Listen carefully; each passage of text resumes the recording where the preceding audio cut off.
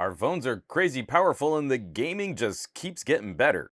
Hey there, this episode of Some Gadget Guy is brought to you by viewers like you, all of the incredible people sharing content across social media, and the generosity of my patrons at patreon.com/SomeGadgetGuy. More info on those awesome nerds later in the video. I had these plans to do a whole long video on performance differences and include like a dozen different phones, but while I debate finishing all of that work, one thing popped out where I was actually having a lot of fun. The folks at Feral Interactive have delivered an Android port of Tomb Raider 2013. Sure, that's a little older, but it's still a classic game with some great gameplay, awesome visuals. Feral is the team behind some of my favorite mobile ports like Alien Isolation and Grid Legends. These are the types of games I'm trying to show off more in my reviews because those are the kinds of games I actually like to play. But, if you recall, a couple months back, I did a demo of the new GameSir Game Hub app, which is a way we can not only emulate PC games on our phones, but it can log into our Steam account to install our Steam games directly onto our phones. And of course, I have Tomb Raider on Steam, so I bought it again on Android. And we're not getting too fancy here. I'm not doing that really obnoxious techie rug pull nonsense where I tell you, oh, it's not that hard to use an emulator, you just have to know where to search for hours of information to customize kernels and install a turnip and proton your DivX. Any baby idiot could figure all that out. No, none of that. On Google Play, I search for Tomb Raider and I push install, and it takes a long time to download, but then I play the game. On Game Hub, a little bit more. I have to log into my Steam account, I press install, it still takes a really long time to download. It does need to do a little customization that I don't need to manually babysit. Then there's one additional setup screen, but then I'm similarly playing the game. I'm not BSing you there.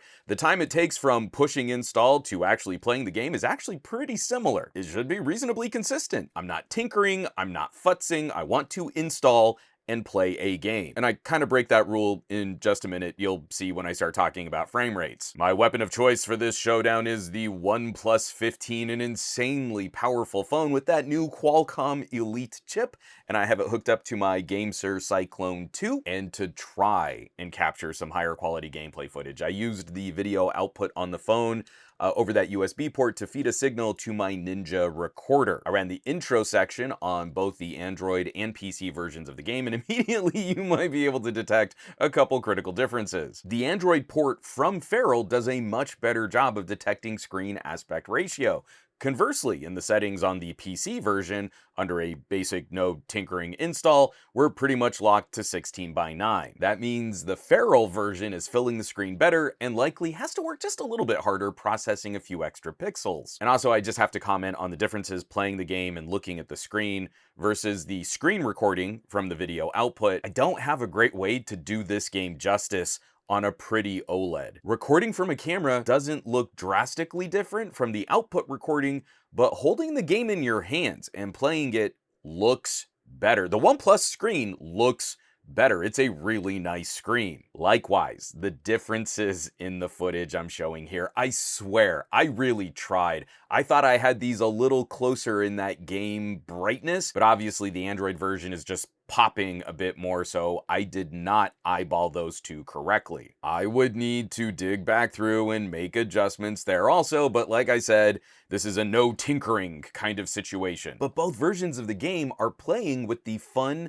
dynamic lighting tricks of this era. Shadow detail is decent. Both versions have options to enable or disable motion blur. But on the PC version, you've got more advanced options to play with. The Android port is keeping this simpler with a performance mode and a graphics mode. Both look like we're rendering the game roughly around 720p quality. I just think Feral is going for a broader audience of Android devices, and that might limit some of the lower power phones out there from even installing the game. But if you've got a reasonably powerful phone, you should be able to enjoy an over 10-year-old game. So even for those differences in brightness and output, I kind of like the look of the Android port. I'm really impressed with the work here for moving a PC game to mobile. I wish we had better ability to monitor system resources. The OnePlus floating guide is slow to update, and sometimes it seems less accurate. But if we're comparing those stats from Android to PC, the PC port seems to be using a little less juice. Both games stay pegged well at 60 frames per second with exceedingly reasonable dips,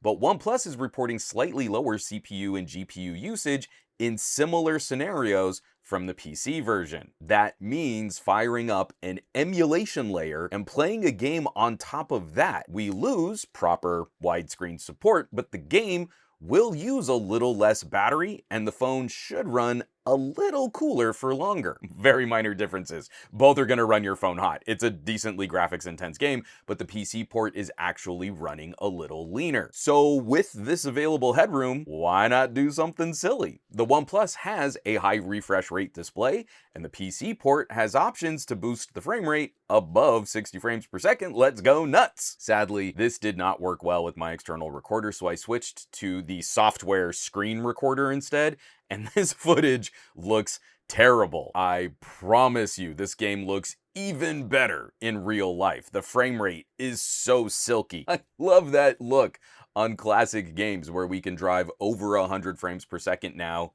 easily, and it just looks hyper real crisp in movement. You're not gonna get that with a really heavily compressed screen grab of that same footage. But now the OnePlus is pinning the CPU and GPU compute nearer the limits of the phone. It's immediately running warmer, and the frame rate will swing a lot more aggressively. This is one of the drawbacks. I'm not visually able to detect a swing from 57 to 60 frames per second for a split second. But when the phone is working really hard, our frame rate can drop from over 100 frames per second down into the low 80s. Even though 80 frames per second looks good on its own, dropping over 30 frames per second in movement is noticeable. It's the change in frame rate that our eyes can detect. And I really wish I had an easier way, a more convenient way to just lock this to 90 frames per second, as I feel the OnePlus could easily handle that well with similar maybe 2 to 5 frame per second dips like we see at 60 frames per second, but I digress. So what's the better way to play Tomb Raider? If you don't already own the game on Steam, I think it's easier to get a great version of Tomb Raider up and running with Farrell's port.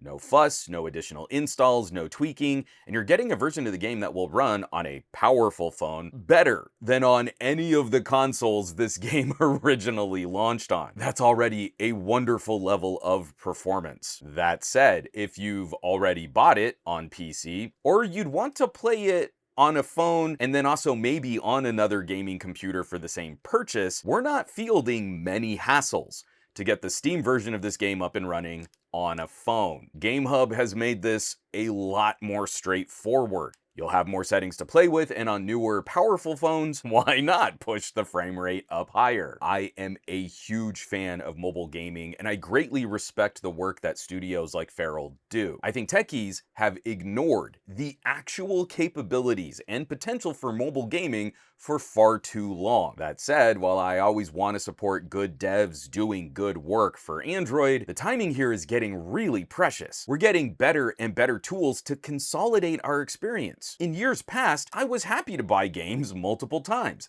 My list right now: Vampire Survivors, Dead Cells, Balatro, Grid Legends, Alien Isolation, Blasphemous, KOTOR, Baba Is You, Loop Hero. I own multiple copies of all those games to play them on all the different platforms I might want to play them. I bought another copy of Tomb Raider just for you, audience. I did it for you. But in the future, if Cuphead makes its way to mobile, I kind of feel like it's too late now. I love Cuphead. It's a classic. It is a perfect boss battle platformer for patient gamers out there. If you've never played Cuphead, go play Cuphead. But it runs so well on emulation, I don't want to have to buy it again if it comes to a phone when my PC copy can pull double duty. Increasingly, the developers that ignore mobile, I'll be looking to keep playing their games, but I'm not going to be nearly as generous with buying extra copies. What say you? Is this the kind of progress you're wanting to see for mobile gaming? Do you think the future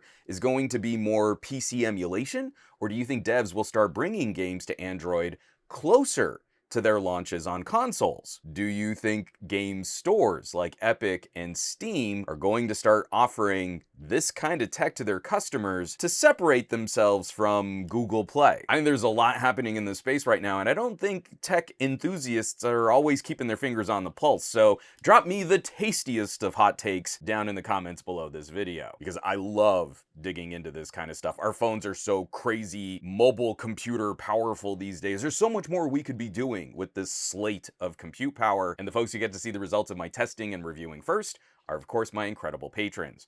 All of the people over on patreon.com/SomeGadgetGuy. This list of names scrolling by on your screen right now, a huge thank you from the bottom of my heart. These are the folks that are helping to keep the lights on here in the Gadget Lab. They're basically the coolest tech pals in the universe. So I hope you'll check them out. I hope you'll consider joining the community at patreon.com/SomeGadgetGuy. Now, you know where you can find me around the rest of the internet, at SomeGadgetGuy, basically everywhere, but these days, spending a lot more time on the Mastodons and on digg.com, digg.com. So that means I'm spending a lot less time on the Facebooks, Instagrams, Threads, none at all on that dumpster fire site, and I will catch you all on the next video.